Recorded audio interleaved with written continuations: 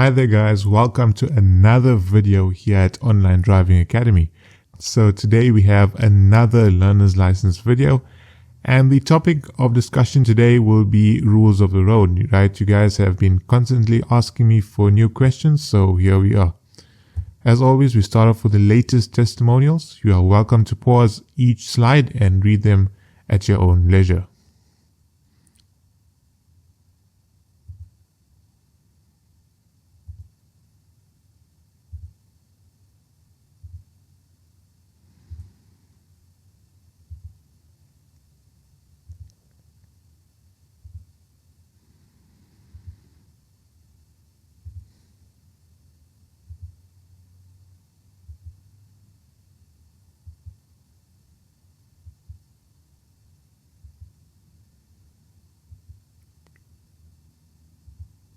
Question 1. How far should your vehicle's indicator lights be visible to a person who possesses normal eyesight? Is it option A, 150 meters? Is it option B, 30 meters? Or is it option C, 255 meters? Now in this case, the correct answer will be option B, 30 meters. Question 2. You are not allowed to change lanes unless, is it option A, you can do so without endangering other road users? Is it option B, you have a fast vehicle that can enter a small gap in traffic?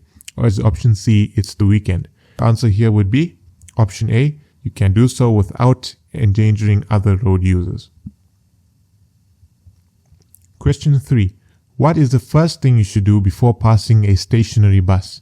Is it option A, stop and wait for it to move off? Is it option B, speed up as you want to pass it quickly? Or is it option C, look out for people who are either approaching or leaving the bus? So imagine you are driving up to a bus, right? Before you pass that bus, you have to look out to see if there are people, whether they are approaching the bus or if they are getting off the bus and leaving. Because if you're going to just overtake, you are going to knock someone. So the correct answer for this would be option C. Question 4. In the case of a drawing vehicle and a semi-trailer combined, what is the maximum length that is allowed on our roads? Is it option A, 18.5 meters? Is it option B, 25 meters? Or is it option C, 2.5 meters? Now the correct answer will be 18.5 meters. Now for questions like this, you're going to have to know the details, right? So in this case, you're going to have to know that the maximum length of a drawing vehicle and a semi-trailer combined would be 18.5 meters. It's not like the road sign question section, right? Where you can just look at the sign and try to decipher what your answer is. You're going to have to know the intricate details of questions that come from rules of the road. Question 5. What is the speed limit for vehicles with a GVM greater than 9,000 kilograms? Now GVM stands for gross vehicle mass, and what that is, it's basically the combination of a vehicle and whatever loads are on that vehicle, right? So is it option A, 80 kilometers an hour? Is it option B, 100 kilometers an hour? Or is it option C, 50 kilometers an hour? Now the correct answer here would be option A. Question 6. Which of the following is true? Is it option A, you are not allowed to have a fuel cap on your fuel tank at all? Is it option B, you are allowed to use a cloth as a fuel cap? Or is it option C, your fuel tank must always be fitted with an effective fuel cap? Now with option A, you are required to have a fuel cap on your fuel tank as long as you are driving a vehicle, so that cannot be your answer. And with option B, you are not allowed to use a cloth as a fuel cap, right? You have to have an effective fuel cap. Therefore, the correct answer here would be option C. Question 7. How many windscreen wipers should a light motor vehicle have? Is it option A, 7 in total? Is it option B, a minimum of 3? Or is it option C, at least 1 windscreen wiper directly in front of you as the driver? Now the correct answer here would be option C, right? You have to have at least 1 directly in front of you if you are the driver of the vehicle. Now question 8. how many windscreen wipers should a heavy motor vehicle have? Remember the previous question we were talking about a light motor vehicle. So is it option A, 7 in total? Is it option B, a minimum of 3? Or is it option C, at least one windscreen wiper directly in front of you as the driver? Now again, the correct answer for this question would be option C. Question 9. The windscreen of a light motor vehicle should have a visible light transmittance through the windscreen of at least, is it option A, 70%? Is it option B, 20%? Or is it option C, 5%?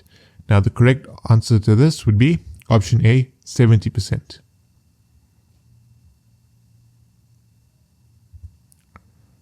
Question 10. Which of the following vehicles are considered emergency vehicles?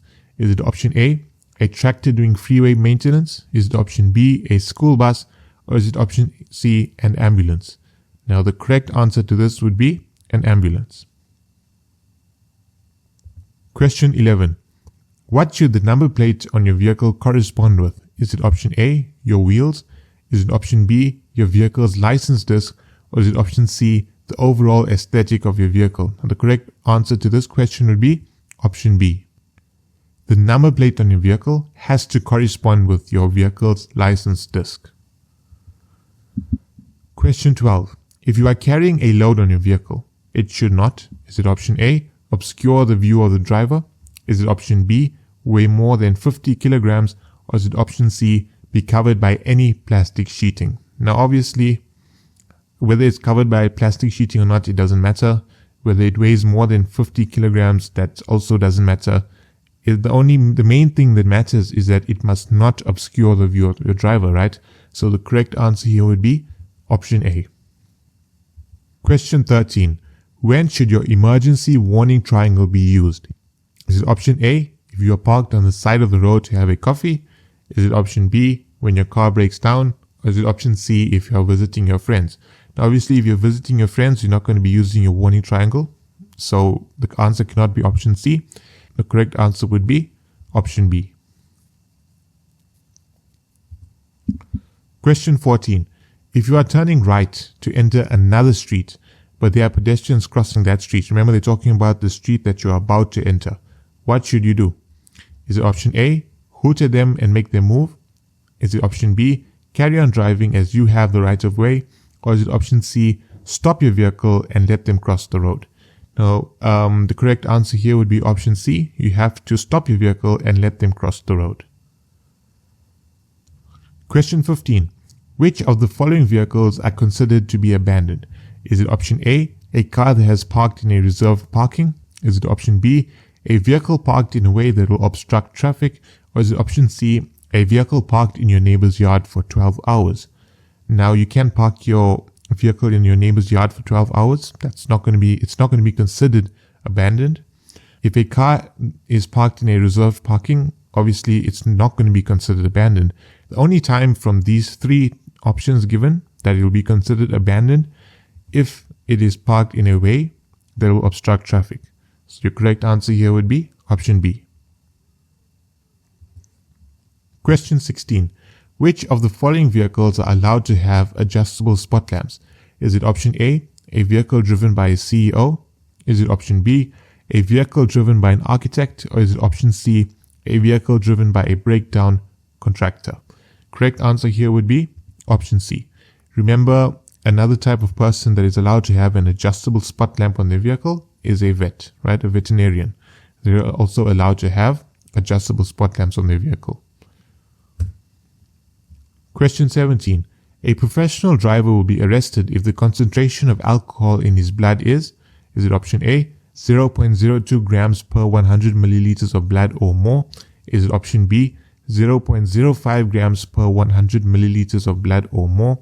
Or is it option C, 0.07 grams per 100 milliliters of blood or more? Now, because the question is stating it is a professional driver, the correct answer here would be option A, 0.02 grams per 100 milliliters of blood. Now, a lot of you guys get confused when you see this, right? So just remember that if it is a professional driver, the correct answer would be 0.02. If it's a normal driver, then the limit would be 0.05 grams per 100 milliliters of blood or more. Question 18. Are you allowed to park in a disabled parking bay if you as the driver are disabled but the vehicle's occupants are not? Is it option A, no, option B, yes, or option C, only on weekends? Now the correct answer here would be option B. Question 19. Can a vehicle that is engaged in civil protection stop anywhere on a public road provided that they are carrying out their duties? Is it option A, no, option B, yes, option C, only on weekends? And the correct answer here would be option B. Now remember, a vehicle that is being used by a person that is carrying out civil protection duties, their vehicle will have green lights. So if you are asked that in your test, what color lights will they have? It will be green. Question 20. Are you supposed to stop your vehicle if instructed to do so by a person leading pigs and ostriches? Is it option A, no, option B, yes, or option C, only on weekends? Now the correct answer here would be option B. You have to stop your vehicle. I want to thank you guys so much for watching. If you found that this video has been useful for you, then please give it a like. And if you want more videos like this, then please subscribe. I want to wish you guys all the best for your test. Just remember to remain calm, right? That is the number one advice that I can give you. Remember, if you're going to be nervous, you're going to go there and you're going to forget every single thing that you have learned. I know it's not easy when someone tells you to not be nervous. Obviously, you are going to be nervous, but just try to be as less nervous as possible, right? If that makes sense. And you're going to be just fine. Trust me, guys, if you have watched all my videos on my channel, you know that I try my best to prepare you for each and every single aspect of a question, right? And yeah, all the best. Thank you for watching. See you on the next one.